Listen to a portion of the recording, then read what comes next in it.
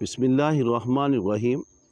محترم ناظرین، اللہ رب العزت کی محبت کو کیسے حاصل کیا جائے؟ حصول محبت الہی کے لیے ہمیں کیا طریقہ کار اختیار کرنا چاہیے؟ حضرت ابو درداء رضی اللہ تعالیٰ عنہ سے روایت ہے کہ جب رسول اللہ صلی اللہ علیہ وآلہ وسلم حضرت داؤد علیہ السلام کا ذکر فرماتے تو آپ فرماتے تھے کہ حضرت داؤد علیہ السلام سب سے زیادہ عابد تھے، اور ان کی عبادت میں دعاؤں میں سے ایک دعا یہ بھی تھی جو اپنی عبادتوں میں وہ دعا مانگا کرتے تھے۔ بڑی مشہور و معروف دعا ہے۔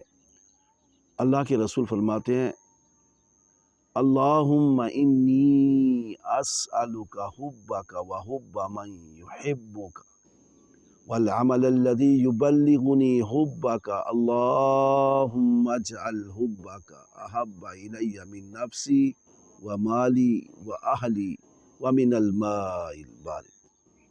الہی، میں آپ سے آپ کی محبت کا سوال کرتا ہوں،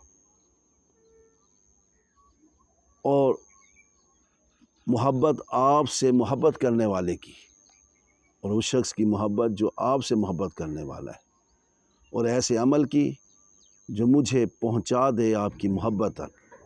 الہی،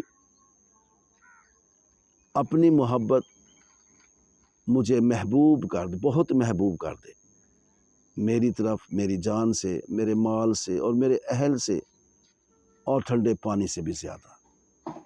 آخر دعوانا ان الحمد للہ رب العالمین۔